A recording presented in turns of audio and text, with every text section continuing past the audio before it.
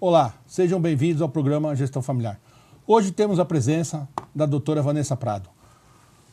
Obrigado pela presença, minha amiga, muito obrigado. Se apresente aos nossos assinantes, por favor. Bom, eu me chamo Vanessa Prado, sou médica especialista em cirurgia do aparelho digestivo. Hoje eu tenho meu consultório, atuo no Hospital 9 de Julho também. E estou muito agradecida ao Domingos pelo convite e a gente vai bater um papo aqui sobre doenças do aparelho digestivo. Agradeço ao nosso grande amigo Flávio. Eu acho que o aparelho digestivo é tudo. Eu queria que a gente começasse a falar a importância do aparelho digestivo, porque o empresariado hoje, a gente trabalha muito, sim, corre muito e a gente sente dor de estômago, que eu acho que é uma das coisas que todo mundo sente.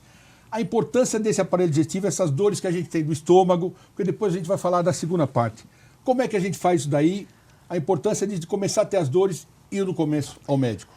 O meu público, né, também é nesse ramo do empresariado que não tem quase tempo de ir até o consultório, tá? Mas o que a gente pode falar?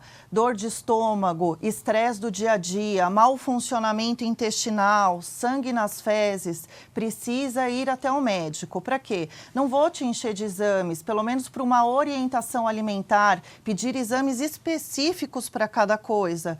Dor de estômago, refluxo, é importante se cuidar para evitar uma doença lá no futuro. O refluxo está relacionado ao quê? A nossa correria do dia a dia. A gente come rápido, às vezes não tem tempo de mastigar direito, dá refluxo, toma vários cafezinhos ao longo do dia. Por quê? Às vezes tem reuniões de negócios, almoços corridos. A gente sempre acha que não é importante isso. Mas é muito importante. Então, precisa procurar um profissional para ter os exames adequados, a orientação, às vezes, muitas vezes uma conversa de orientação do que comer na hora correta, da forma que mastigar, é muito importante para ter uma qualidade de vida e prevenir essas doenças. Outra coisa que você estava... Posso chamar você, né? Claro. Se me permite, né? Você estava falando uma coisa que acho que todo mundo já passou ou vê. Você estava falando do sangue nas fezes. Isso. O que a gente vê e a gente conversa com muita gente e tal, eu acho que refluxo todo mundo tem. Eu vou perguntar depois você responde. Sim, a dor no estômago sim. São os mais frequentes e o sangue nas fezes. A importância disso tudo, porque eu acho que todo mundo tem, acha que não tem muito problema isso. Eu estou dizendo porque eu converso com as pessoas, também já tive, claro, sem problema nenhum. E a importância, porque a gente acha que é passageiro.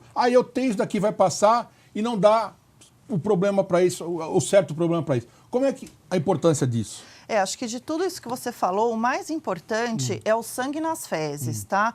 O sangue nas fezes é uma coisa muito fácil que a gente pode ver no nosso dia a dia.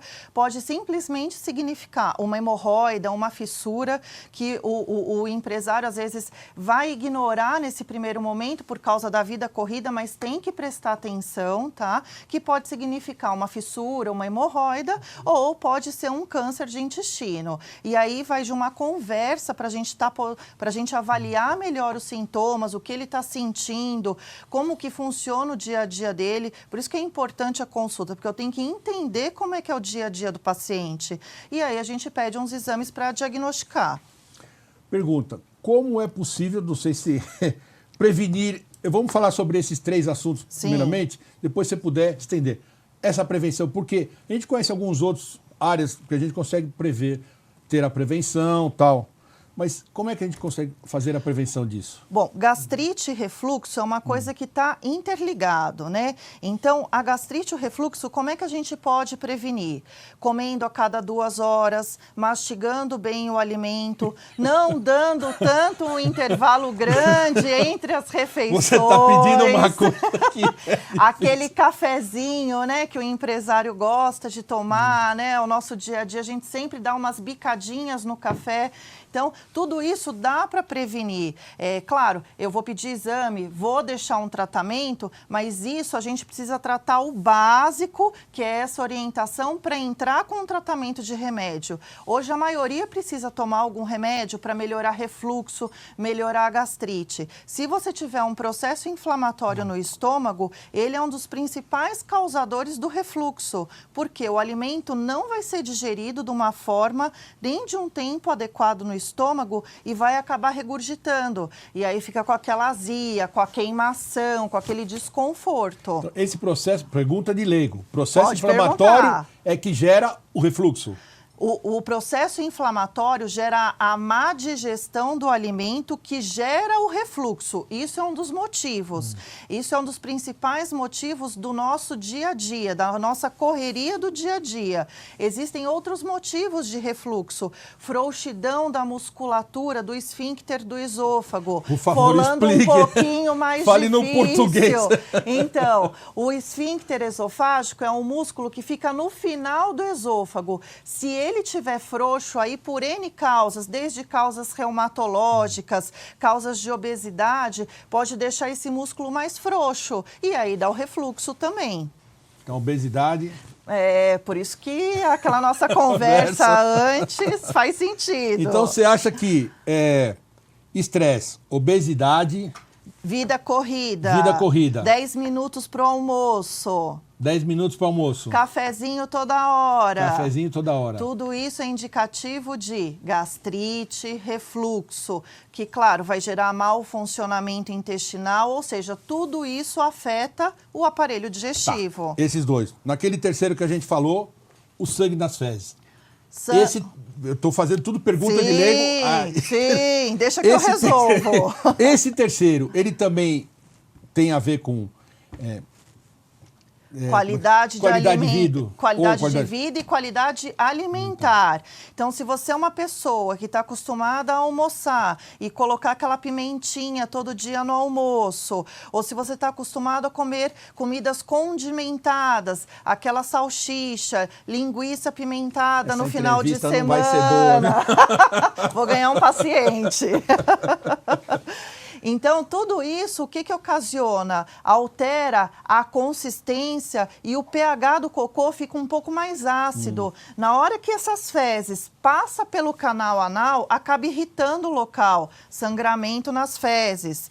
Cocô endurecido por causa da alimentação também provoca fissura. O que é fissura? É um rasguinho lá na entradinha do ânus que dá dor e sangramento no cocô. Por isso que precisa ficar atento. Sangramento contínuo não é comum, aí já indica uma gravidade um pouquinho maior. Então, a gente tem que fazer toda a investigação para câncer do intestino, câncer do aparelho digestivo. Vamos para a sua segunda especialidade. Sim. Qual é a sua segunda especialidade? Bom... Que essa é um pouco mais difícil, que nós vamos falar, que muita gente não gosta de ouvir, que é um tema um pouco mais difícil, mas que é muito importante a todos. Bom, esse é um tema que eu gosto muito, porque praticamente o meu dia a dia, o meu maior público de doença hemorroidária. Deixa eu só fazer uma curiosidade minha. Doença hemorroidária. Isso tem idade ou independe da idade? Pessoas mais idosas ou pode ser mais jovens? Porque eu tive conversando até com o Flávio sobre algumas coisas. Ele falou que ereção, tal, que a gente tá... Ele falou que depende de idade, depende de tudo. A minha parte também. A sua parte também depende de idade ou é só para as pessoas mais idosas? Depende Não. por causa da alimentação que a gente estava falando? Independe da idade. Pode ter em qualquer faixa etária, porque a doença hemorroidária, ela está relacionada a vários fatores. Desde você ter uma porcentagem de ser hereditário, ou seja, de você... Hereditário? Hereditário. A hemorroida tem uma porcentagem que é hereditária. Por favor, explique aí ao nosso assinante. Essa, para mim, é a maior novidade. Eu nunca ouvi falar. Você tem uma porcentagem que você pega essa genética dos seus pais, dos seus avós. Então, uma porcentagem é hereditário e a outra porcentagem são hábitos do seu dia a dia, que está relacionado à sua alimentação, né? Ter fezes mais duras e da consistência, né, desse cocô e dos alimentos que podem provocar a hemorroida, esse processo irritativo no canal anal.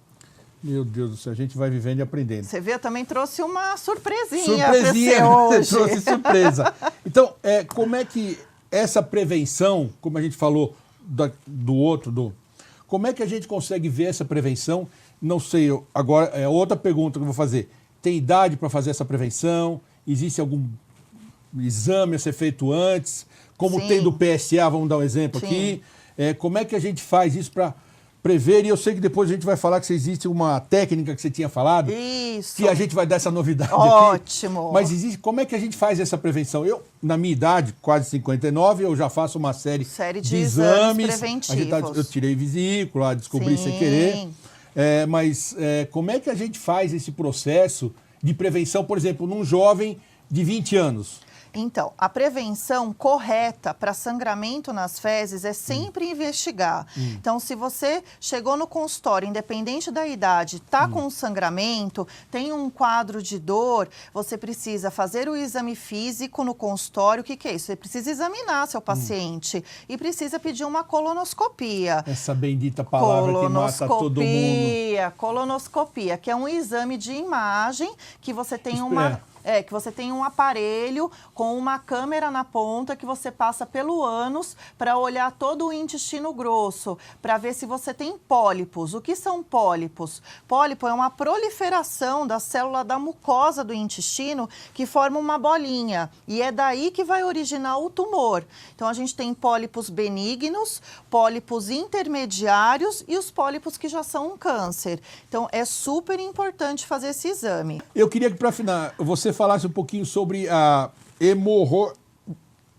Como é que é completo? Hemorroidectomia. Como é que é feita essa cirurgia? Porque o nosso empresarial, a gente às vezes não quer fazer, porque tem tempo, tem que ficar... A dor é muito grande, que a gente cansou de ouvir, que hoje você disse que ela é muito mais simples. Hoje a gente tem uma técnica para tratar a doença hemorroidária muito mais prática. Então, assim, o empresariado, ele sabe que ele está sangrando, mas ele tem medo de ir no consultório. Usa almofadinha. Usa almofadinha ou fica com medo de ir, porque fala, eu vou cortar, eu vou ter que fazer uma cirurgia que vai sangrar, vou ter que passar pomada, eu preciso trabalhar logo. E a dor. Então, hoje em dia, a gente tem uma técnica que chama de desarterilização hemorroidária. Pelo amor de Deus, é um palavrão, mas o que é isso? É um aparelhinho que a gente tem com um Doppler que coloca dentro do ânus e é uma técnica que não tem corte nem grampeamento. Ah, doutor, é laser? Não é laser, é um aparelho que eu consigo fazer uma técnica de sutura, de pontos e nós, e eu estrangulo essa hemorroida num local dentro do ânus que não tem dor. Então, o que eu vou beneficiar esse paciente? Não robô? Vai ter... Desculpa a pergunta. Não tem nada a ver com o robô, nada a ver. Sou eu mesmo lá com o aparelhinho dentro do ânus e vou dando vários pontos. Então, é uma técnica que não tem corte, não tem grampeamento, não precisa de banho de assento, não precisa de boinha, não precisa de pomada e o paciente fica ótimo. Mas eu queria primeiro lhe entregar esse livro. Ah, muito obrigada. O presente da empresa, nosso. Muito último obrigada. Livro. Entendeu? Fique com ele. Vou ler, sim. E quero lhe agradecer importante. De coração. Muito obrigado obrigada, pelo seu tempo. Obrigada eu mesmo sei pelo de convite. coração o seu tempo. E queria que você tivesse 30 segundos para fazer as observações finais para a gente poder encerrar.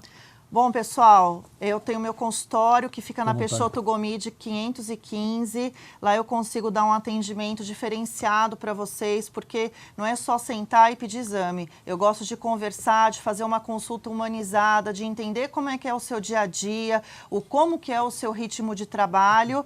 E fico aí, posso deixar o telefone de contato? Por favor, telefone, e-mail, fique à vontade, então, que uma médica boa será sempre bem-vinda. Meu telefone é o 3286-0210. 011, né, que eu tô aqui em São Paulo, e eu tenho minha página no Instagram também, quem puder me segue lá, toda terça-feira eu faço um post explicativo de doenças para vocês tirarem dúvidas, que é @doutora Vanessa Prado. Muito obrigada pelo convite, Domingos. Vanessa, muito obrigado de coração. Espero te ver mais agradeço, vezes. Com certeza. Agradeço ao nosso amigo, mande um grande abraço a ele. Flávio Arias, obrigada, Flávio, querido. Obrigado, você vale muito. Se você quer ver esse e outros programas, veja pelo nosso site. Muito obrigado e até a próxima.